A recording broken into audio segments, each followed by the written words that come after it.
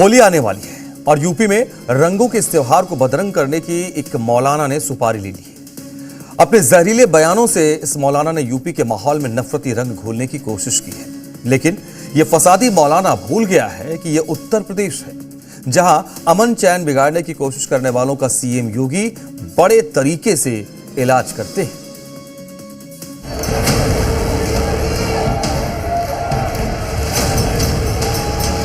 होली का रंग सड़कों पर खुलेआम फेंका जाता है, सड़कें जाम होती हैं, तो आपसे कहा जाएगा तेरे मुंह में जबान भी है, तुझे बोलना भी आता है।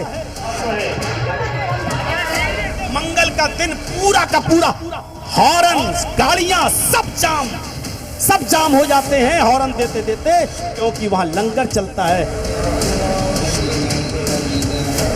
आप जुमे की नमाज भी मस्जिद के बाहर 5 मिनट की नमाज आप नहीं पढ़ सकते हो। सुन रहे हैं मौलाना की ये भड़काऊ बोली। होली आने में अभी थोड़ा टाइम है, लेकिन इन जनाब ने अभी से यूपी की फिजा में नफरत का रंग घोलना शुरू कर दिया है। उस यूपी में जहां सीएम योगी सनातनी त्योहारों को लेकर बेहद सतर्क और संजीदा रहते हैं, इस मौलाना ने शायद योगी की ये वार्निंग ठीक से सुनी नहीं है। आपके भाई भी तो बाहर में लंगर डालते हैं, खाने खिलाते हैं, सड़कें जाम करते हैं। होली का रंग सड़कों पर खुलेआम फेंका जाता है, सड़कें जाम होती हैं, तो आपसे कहा जाएगा तेरे मुंह में जबान भी है, तुझे बोलना भी आता है। तू हमारे खिलाफ होता कौन है बोलने वाला? कुछ लोग हैं जिनको शांति अच्छी नहीं लगती, कल्याण अच्छा नहीं लगता, कल्याण अच्छा नहीं लगता। जब भी कोई हिंदू पर्व और त्योहार आता है, उनको गर्मी आने लगती है, और उनकी गर्मी को शांत करने के लिए हमें डेंटिंग पेंटिंग का सहारा लेना पड़ता है। हिंदुओं के बड़े से बड़े रंग बिरंगे कपड़े पहनने वाले मियां भाई को रंगों से बड़ी दिक्कत है, इसीलिए सीएम योगी होली पर मस्जिदों को तिरपाल से ढकवा देते हैं ताकि भाईजान के मजहब को ठेस न पहुंचे। लेकिन बावजूद इसके इस भड़काऊ मौलाना को रंगों से दिक्कत है। रंग ही नहीं, इन्हें तो कांवड़ियों से भी परेशानी है। सुनिए कैसे ये मौलाना सनातनी त्योहार की आड़ लेकर मुस्लिम समाज की भावनाओं से खेल रहा है। आप जुमे की नमाज भी मस्जिद के बाहर 5 मिनट की नमाज आप नहीं पढ़ सकते हो, नहीं पढ़ सकते हो। मस्जिद के अंदर ही नमाज पढ़ो, मस्जिद के बाहर नहीं। लेकिन तुम्हारे कांवड़िए सरेआम घूम के चलेंगे सड़कों पर, जाम लगाते हुए, उसके ऊपर हेलीकॉप्टर से फूलों की बारिश भी होगी। जहां चाहेंगे वहां रुक जाएंगे और डेरा डालेंगे। जिनको घंटा और संघ से परेशानी हुए अपने कान को बंद करें। कावड़ यात्रा में डीजे भी बजेगा, शंख भी बजेगा, घंटा भी बजेगा, घड़ियाल भी बजेगा, और धूम धड़ाके के साथ कावड़ यात्रा यूपी के अंदर निकलेगी। होली आई नहीं और मौलाना ने जहरीले बोलों से भरी अपनी पिचकारी छोड़नी शुरू कर दी है। ये सोचे समझे बिना कि योगी हर जाति, धर्म और मजहब को लेकर चलते हैं। यूपी में होली और दिवाली धूमधाम से मनती है, तो ईद और क्रिसमस को लेकर भी सरकार उसी संजीदगी से काम करती है।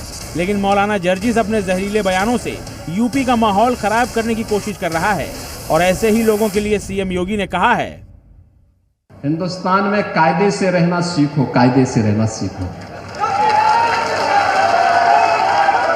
यहां का कानून मानो, कानून मानोगे, कायदे से रहोगे तो फायदे में रहोगे, और नहीं तो आगे का रास्ता तो फिर कहां के लिए जाता है, वह फिर कानून कोई तोड़ेगा तो वह रास्ता सीधे जहन्नुम की तरफ ही लेके जाता है, कहीं और की तरफ नहीं लेके जाता है। मौलाना जर्जिस यूपी में अवैध मदरसों पर हो रही कार्रवाई, मस्जिदों से लाउड स्पीकर हटाने और धार्मिक गतिविधियों को लेकर लागू किए गए नियमों को लेकर पहले भी भड़काऊ बयान दे चुका है। अब वो त्योहारों को लेकर अपने बयानों से माहौल खराब करने की कोशिश कर रहा है। हम लोगों के लूट के खाओ का कोई प्राविधान नहीं है, हम लोगों के हमेशा बांट के खाओ का प्राविधान है। उसके तहत हम लोग जब भी पर्व आता है खुशी मनाते हैं और प्रसाद के रूप में सभी सामग्री का वितरण करते हैं। हमारे तो पर्व है, आपको ये 52 हफ्ता करना होता है, पूरे साल में आप नमाज पढ़ते हैं शुक्र को, तो ये गलत तरीका है कि आप सड़क घेर के नमाज पढ़ेंगे।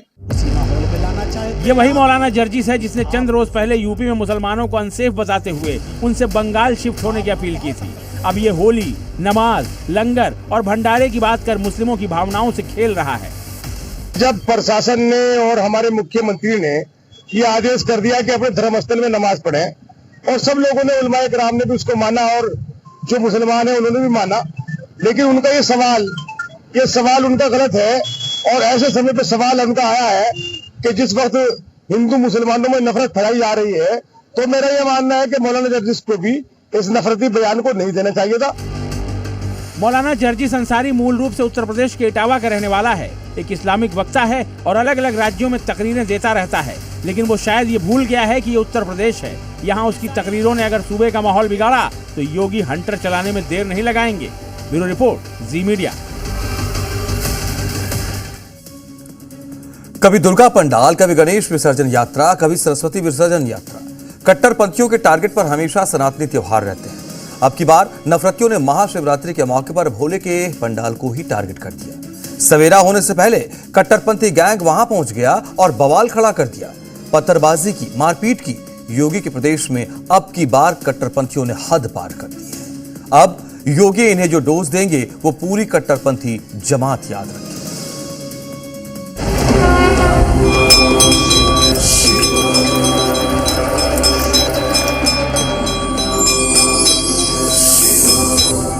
याद रखना, सनातन आस्था को कोई कैद नहीं कर सकता, कोई कैद नहीं कर सकता है।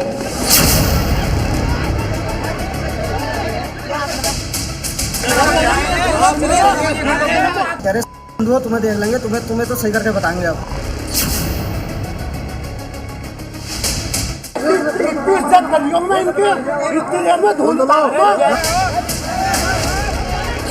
ईंटें मुक्तारी सबके ऊपर करी, सब भोलों के ऊपर, सबको उन्होंने बहुत बुरी तरीके से मारा।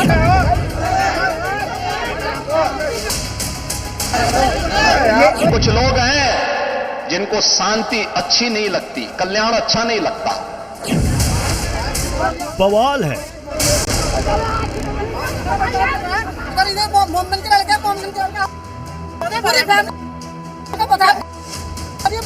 बहुत ज्यादा यहाँ पर इतना बुरा माहौल कर दिया इन लोगों ने, बहुत ही ज्यादा बुरा ड्रामा है।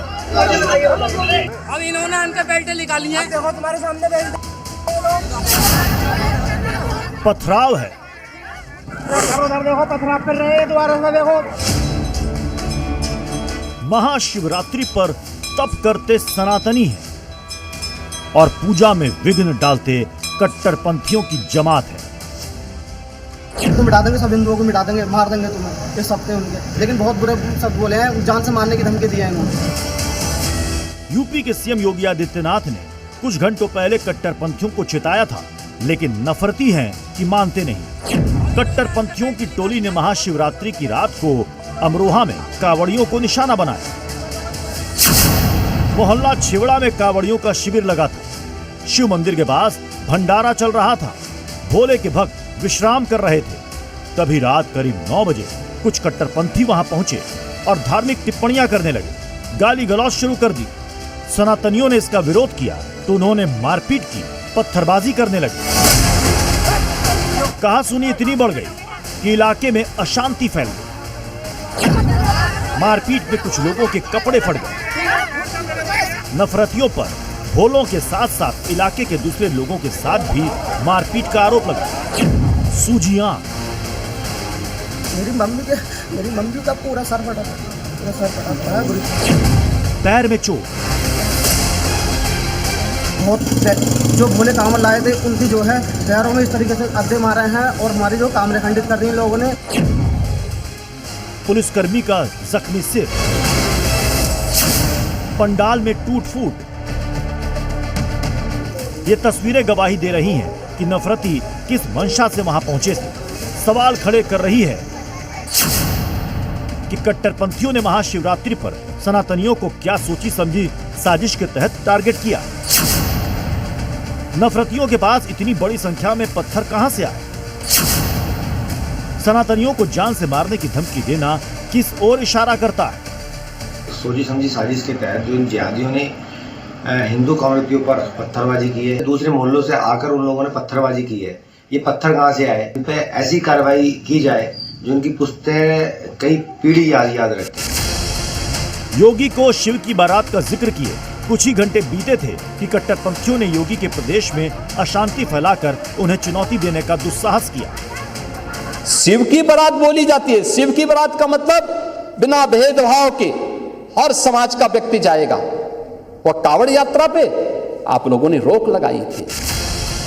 महाशिवरात्रि पर इस बार तो कट्टरपंथियों ने हद कर दी, जबकि जमीन से आसमान तक योगी ने महाशिवरात्रि के त्योहार पर कड़े इंतजाम किए थे। चाहे ड्रोन से निगरानी हो या फिर सीसीटीवी से नजर, योगी फोर्स चप्पे चप्पे पर चौकस दिखी। भक्तों ने सुरक्षा की तमाम व्यवस्थाओं के बीच ही शिवलिंग पर जलाभिषेक किया। सुबह तड़के से ही अटूट आस्था का सैलाब टूट पड़ा। मंदिरों में लंबी लंबी कतारें। हर सनातनी की जुबान से एक ही उद्घोष लग रहा था, ओम नमः शिवाय। फिर भी इमरान, मुकीम, यूनिस, अली, मोहम्मद जाहिद समेत कट्टरपंथियों की जमात शिव मंदिर के पास आकर जमा हो गई। इन नफरतियों को शांति पसंद नहीं आई और ये पत्थरबाजी और मारपीट पर उतारू हो गए।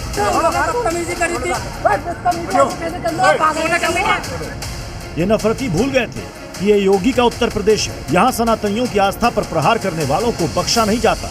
मौके पर पहुंची योगी फोर्स ने 29 लोगों के खिलाफ मुकदमा दर्ज कर लिया है और मामले में 3 आरोपी गिरफ्तार भी किए जा चुके हैं। साथ ही इलाके में शांति बनाए रखने के लिए अतिरिक्त पुलिस बल की तैनाती करने के साथ साथ गश्त बढ़ा दी गई। अब कट्टरपंथियों की एक हरकत हुई तो फौरन योगी फोर्स का एक्शन होगा। ब्यूरो रिपोर्ट, जी मीडिया।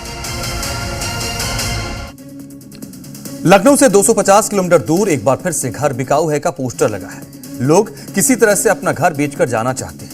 ये पोस्टर 1-2 घरों के बाहर नहीं लगे हैं, बल्कि गांव में रहने वाले 200 हिंदुओं के घर के बाहर लगे हैं। आखिर ऐसा क्या हुआ कि एक साथ पूरे गांव को पलायन करने पर मजबूर होना पड़ा? देखिए रिपोर्ट।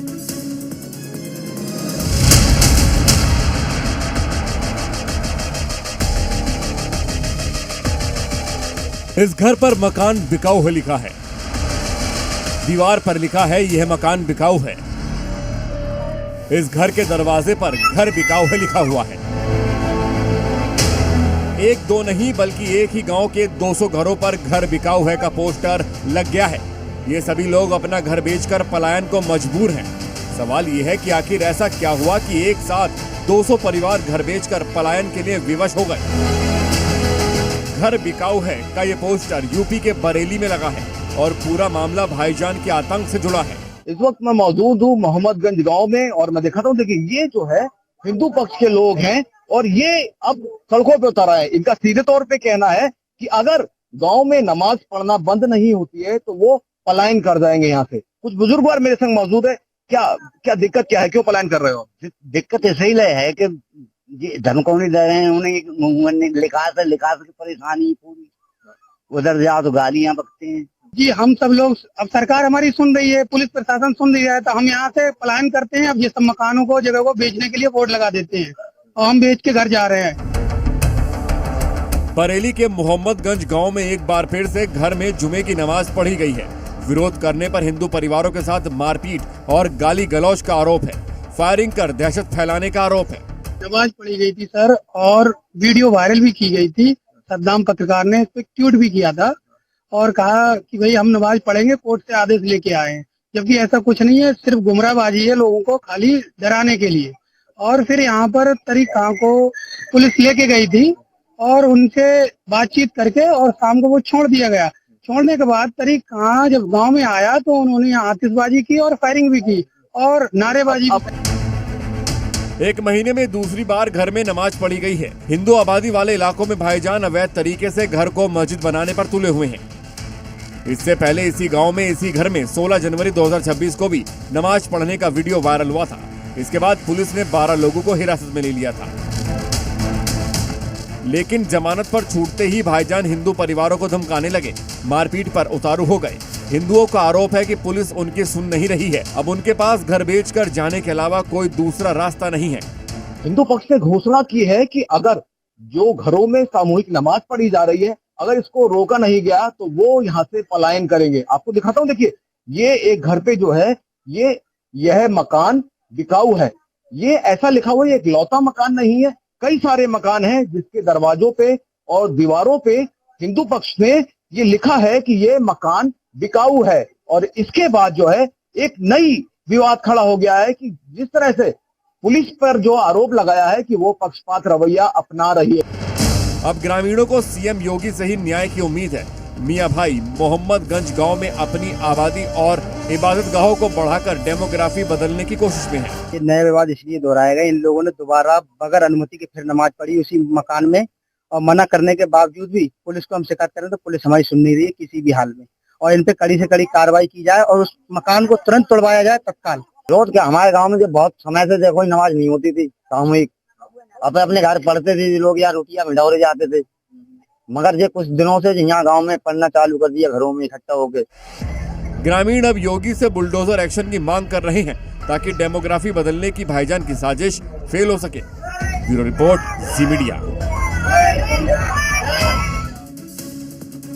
फसादी मौलाना त्योहार के मौके पर यूपी का माहौल खराब करने की कोशिश में जुटा है। वहीं 15 मिनट वाले छोटे अवैसी सीएम योगी को आई एम कमिंग वाला चैलेंज दे रहे हैं। हिजाब के साथ साथ लाउड स्पीकर पर ललकार रहे हैं और कह रहे हैं हिंदुस्तान किसी की जागीर नहीं, वो यूपी में जाकर दिखाएंगे, किसी में दम हो तो रोक कर दिखाएं।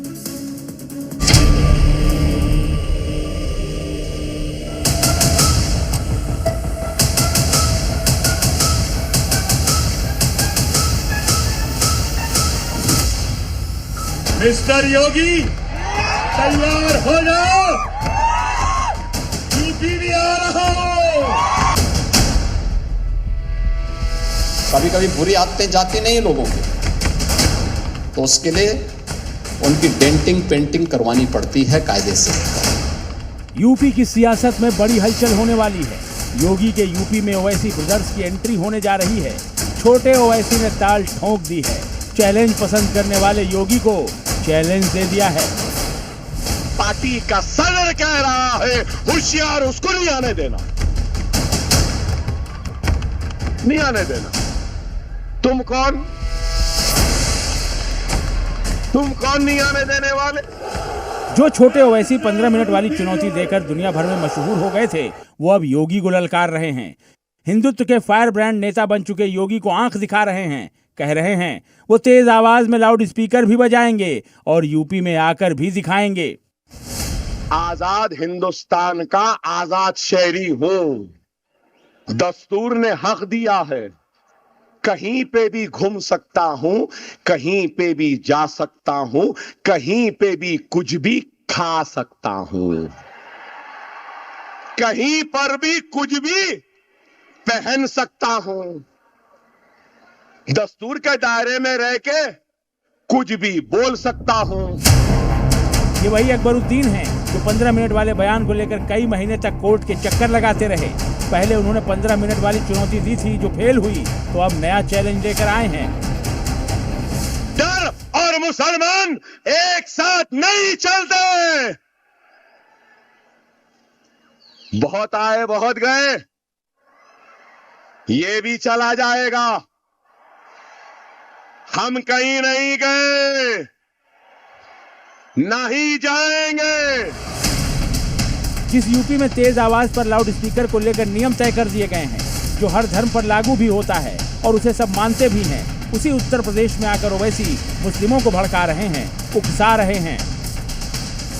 ऐ जालिम, ना मेरी बहन हिजाब छोड़ेगी, ना मेरे इमाम मसाजिद से अज़ान को रोकेंगे, ना मेरा मुसलमान शरीयत से दूर होगा, ना मेरा मुसलमान भाई सुन्नत रसूलुल्लाह से दूर होगा। छोटे ओवैसी मंच से ही यूपी और योगी को ललकारते और चुनौती भरे लहजे में चेतावनी देने की कोशिश करते नजर आए। खाली एक जुमला बोला, जैसा मेरी बहन बोली, मैं भी एक ही जुमला बोला। योगी यूपी आ रहा हूं, सिर्फ कहा यूपी आ रहा हूं, चलोगे? 68 मिलियन व्यूज हुए हैं, सिर्फ किसमें? यूपी आ रहा हूं। खैर, छोटे ओवैसी को उनकी इस भाषा का जवाब खुद यूपी के भाईजान दे रहे हैं। योगी जी को आप चैलेंज दे करके आ रहे हैं। योगी जी कोई छोटे मोटे प्रदेश के मुख्यमंत्री नहीं है। मैं ओवैसी साहब हुए और अकबरुद्दीन साहब से भी यही कहूंगा कि आप अपने भाषणों के अंदर शब्दों का प्रयोग सही करें। योगी जी एक बड़े प्रदेश के मुख्यमंत्री हैं और नफरत वाले को यहाँ बर्दाश्त नहीं किया जाता, और जो नफरत फैलाने की बात करेगा उसके लिए जेल की हवा खानी पड़ेगी। अकबरुद्दीन यूपी आने का जिक्र इसलिए कर रहे हैं क्योंकि अगले साल यूपी में विधानसभा चुनाव होने वाले हैं और लग रहा है कि छोटे ओवैसी के मन में अभी से यूपी के चुनावी मैदान में उतरने की तमन्ना जाग उठी है। अकबरुद्दीन ओवैसी 2017 और 2022 में उत्तर प्रदेश में चुनाव लड़ने के लिए आ चुके हैं, लेकिन 2017 में AIM-IM 38 सीटों पर चुनाव लड़ी लेकिन कोई सीट जीत नहीं पाई। 2022 में भी AIM-IM ने करीब 100 सीटों पर चुनाव लड़ा लेकिन कोई सीट नहीं जीत सकी। इसके बावजूद 2027 को लेकर छोटे ओवैसी का मन खुलाचे भर रहा है। उन्हें लग रहा है कि मुस्लिमों की भावनाओं को भड़काकर इस बार वो यूपी में अपना उल्लू सीधा कर लेंगे। कई बार इन्होंने आए हैं, लड़े हैं, और उनका भी अपना अस्तित्व पता चल जाएगा कि ये योगी जी से जो चुनौती दे रहे हैं वो कितना कारगर साबित होते हैं। उनको आने पर सोचना चाहिए कि उत्तर प्रदेश जनता उनको किस कदर से स्वागत करेगी, उनको पता होना चाहिए। अपने हैदराबाद में अपनी सीट के अलावा दूसरी सीट नहीं जीत पा रही है लोकसभा की। एक ही सीट पर अटके हुए हैं, यूपी में आके कुछ नहीं कर पाएंगे। बस नफरत फैलाने का काम है, सिर्फ ये देश को बांटने का काम कर रहा है जाति धर्म के नाम पर। 2027 का चुनाव बिल्कुल क्लियर है। माननीय योगी जी मुख्यमंत्री फिर बनेंगे तिबारा। वैसे योगी आदित्यनाथ को चुनौती देने की कोशिश चाहे राजनीति में हो या फिर कानून व्यवस्था के मोर्चे पर कहीं टिकती नहीं, और इस बार ऐसा ही कुछ अकबरुद्दीन ओवैसी के साथ भी हो सकता है। ब्यूरो रिपोर्ट, जी मीडिया।